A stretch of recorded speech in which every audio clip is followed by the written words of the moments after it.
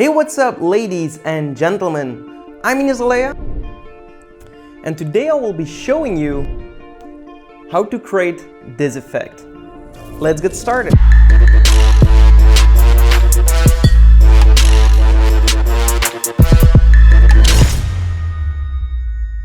Alright, so I hope you enjoyed that effect. We will be creating this effect in Adobe After Effects together with Mocha AE, which is an integrated tracking tool in Adobe After Effects. I will be explaining you everything, but if you want to follow along with the exact same footage as me, we'll put a link in the description below so you can follow along with this tutorial using the exact same footage. And if you enjoy watching my videos, be sure to subscribe, hit the notification bell so you stay notified when I upload new videos. Let's jump into Adobe After Effects and get started. Alright, so here we are in Adobe After Effects. As you can see, I have my footage prepared right here, which you can also download with a link in the description below.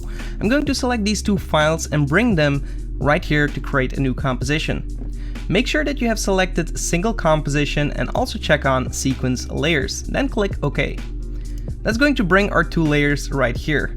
I did have an error in the beginning, I'm not sure why, so I'm just going to trim it where I see myself, like right here. Press B, then right click here and trim the comp to work area.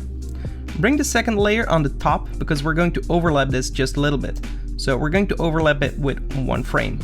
Then we're going to concentrate on this layer right here. So we want to go and track the canvas. As you can see, I'm using an image with an okay contrast and enough detail to track, but it would be better if you have a green screen with tracking points so you can easily key it out later and also use the tracking points for tracking, of course. But we're going to be using Mocha AE, which is a very powerful integrated tool in Adobe After Effects to track your footage. So we're going to animation and track this in Mocha AE. So once you have that effect applied, click on the logo and that will open up Mocha. Now go to a frame where you see the entire frame of the canvas. Then I'm going to move around using the X on the keyboard and Z to zoom in just so I see it a little bit better. Then go to the X-Spline tool and we're going to click in the corners just like that. Right click once you're done with your track, hit Ctrl A and then expand these exterior kind of, I don't know what they are, but extend them so you can see a sharp corner. Once you've done that, now track it forward. As you can see, Mocha did a pretty good job, but as I have a lot of blue going on here and not so much detail, it did went off a little bit, and also the lens distortion is going to be guilty for that. So once it's tracked, click away and click on one single point and adjust where needed. So that's how you make it as perfect as possible. Let's go in the center here and just check everything to be as perfect as possible.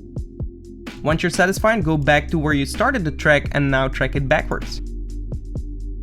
Once that is done, you will see that it has quite a few errors here just because it's coming so close to the frame and also the lens distortion is playing a part. So readjust where needed and try to kind of imagine where the corners would be. And then just check in the middle here and just adjust accordingly. Actually, it doesn't need to be super perfect because everything is going to be happening quite fast. Once you're satisfied, close Mocha AE and make sure that you save this. Then we're going to right click here, create a new null object, and this is going to be our track. Now click on the layer with the Mocha effect applied to it and now go to the tracking data. Here we're going to create the track data. Make sure that you turn on the gear icon and then click OK. Go to the export options, change that to transform, and also layer to export to will be the track, apply the export. Now if we're going to click on the null, it's going to be perfectly tracked to our canvas. So now what we want to do is go right here to the position where this layer starts, and we actually want to kick in this layer. But we don't actually see the layer below it because we didn't use the mask that we just created in Mocha. You go back to that layer and now we're going to open the matte options here. Create AE masks. Then press M twice on the keyboard to reveal the mask for that layer and subtract it. Also feather it for 7 and maybe an expansion of 5 just to feather it up a little bit and hide the imperfections. Cool.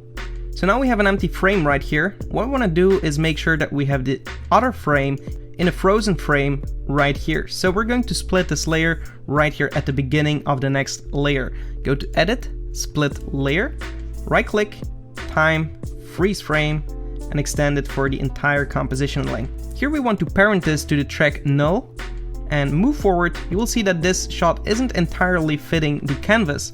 So hold Shift and scale it up. And there we go. So now we just have one more error. Right here, it's not as zoomed in as in the shot right here of the frame. So what we want to do is actually unparent this for now. And then we're going to have our scale data right here. So copy the scale, Ctrl C, click on the original footage, Ctrl V, and now it's going to be a perfect match. All you have to do is now go back to the beginning of this layer and parent it again to the track. So now we have a perfect transition of me talking, and boom, I'm frozen in the frame, and there we go. All you can do now is just export this to Adobe Premiere Pro.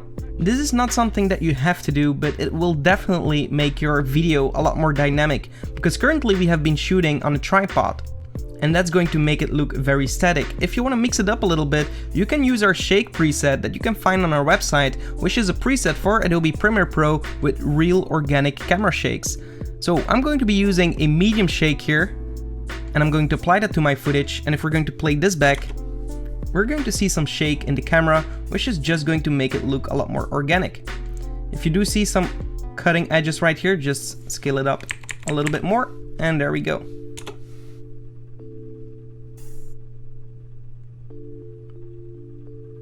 And that's also going to hide the imperfections because there is a lot of movement going on.